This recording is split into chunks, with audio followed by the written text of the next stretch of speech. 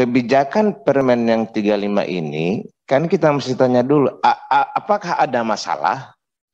Lalu dibikin permen, kan gitu. Kalau masalahnya nggak ada, ini kan seperti menggaruk yang tidak gatal.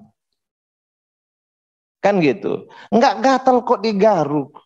Nggak ada masalah kok dibikin. Akhirnya overcorrection.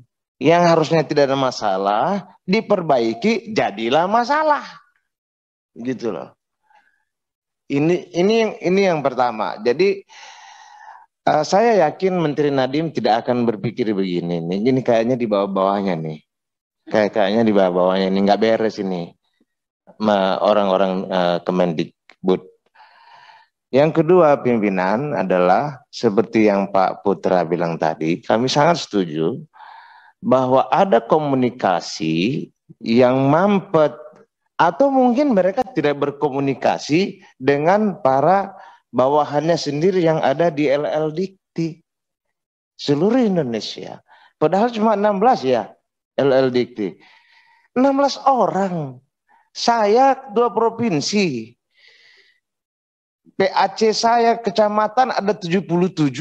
Saya masih sempat telepon satu-satu. Walaupun itu membutuhkan 2 atau 3 hari. Ini cuma 16. 1 hari aja bisa 1 jam jadi itu. Teleponin aja satu-satu. Gitu. Nah, jadi komunikasinya nggak bagus. Tahu-tahu dibikin seperti semuanya administratif. Dikasih surat, dikasih permen, harus taat, harus ini, harus itu. Ya suratnya aja seperti kata Pak Ferdian, kita nggak tahu nih, jangan-jangan udah melanggar lagi dengan yang di atasnya. Jangan-jangan melanggar Perpres, jangan-jangan melanggar PP, gitu. Kalau misalnya ada yang melanggar kan bisa di judicial review, nanti ke MA, nanti ke Mendikbud lagi yang repot. Cuma apakah ini hanya urusan yang seperti administrasi belaka kita akan ini lama ini kita akan sibuk dengan yang begini nih.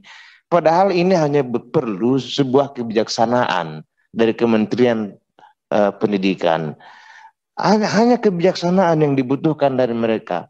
Mereka mesti menghargai 16 profesor yang sudah mengabdi begitu lama mengatur para PTS di Gorontalo saja. Sebagai contoh karena saya perwakilan Gorontalo, kebetulan di sini ada kepala L2 Dikti 16. Ya, ini yang paling bungsu ini Pak, L2 Dikti 16 ini.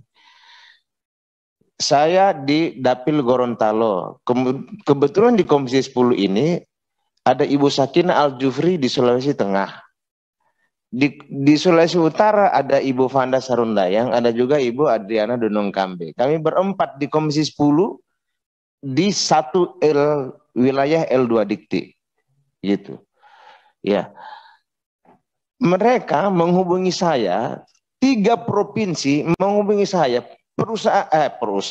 perguruan swasta, perguruan tinggi swasta, mereka menghubungi kami, minta ini nggak ada masalah, kenapa dibikin masalah? Nggak ada masalah selama ini kan seperti itu ya tadi lah, menggaruk yang nggak gatal, gitu kan? Ya, kita kalau boleh pimpinan di kesimpulan rapat kita nanti, kita harus mengundang Sekjen Kemendikbud untuk menjelaskan ini. Harus sejelas-jelasnya. Nggak boleh dia cuma ngomong ke Pak Ibu Kepala DKI, lalu kita mendengarkan dari dia. Emangnya kita ini DPRD? Gitu. Mesti dia yang datang ke sini. Undang, jelaskan. Apakah ada ini pasal-pasal yang kita akan lihat nanti, apakah ada pasal-pasal yang melanggar aturan di atasnya. Jadi pimpinan, saya memahami psikologi bapak-bapak kepala L2 Dikti. Ada banyak sekali yang di kepalanya, tapi tertutup oleh perasaannya. Kan gitu. Ya, mereka ingin sekali banyak bicara, tapi karena posisinya adalah ya sama kayak kita, gak mungkin kita mengkritik atasan di partai Pak.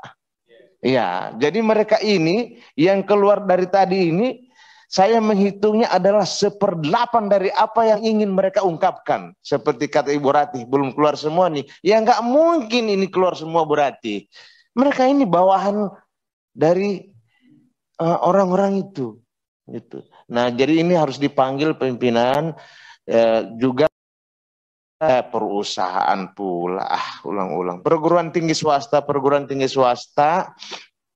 kita undang juga perwakilannya, APTISI, untuk memberikan komentar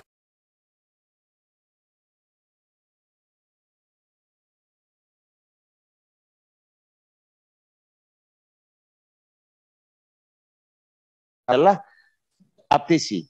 Jadi itu harus diundang lagi. Saya pikir ini ada APTISI-nya, tapi ternyata cuma L2 DT aja. Harusnya APTISI-nya ada, supaya jelas kepentingan mereka kayak apa, dan kita harus melakukan sesuatu untuk kepentingan mereka. Jangan seperti yang dibikin oleh kementerian sekarang yang di bawah sekjen yang baru ini. Seperti tidak mengerti dunia pendidikan perguruan tinggi gitu. Tiba-tiba bikin suatu aturan yang ya, orang-orang kaget gitu, dan tidak dikomunikasikan pula dengan baik. Ini pimpinan, satu kesimpulannya, tolong kita agendakan rapat dengan sekjen untuk mereka dia datang di sini. Siapa tahu di rapat itu ada hal yang bisa kita perbaiki. Siapa tahu, karena niat kita sama-sama, Pak Ibu juga niatnya baik, mungkin kita juga niatnya baik. Jadi kalau misalnya ada hal yang bisa kita perbaiki di permen ini, ya itu lebih bagus. Terima kasih. Assalamualaikum warahmatullahi wabarakatuh.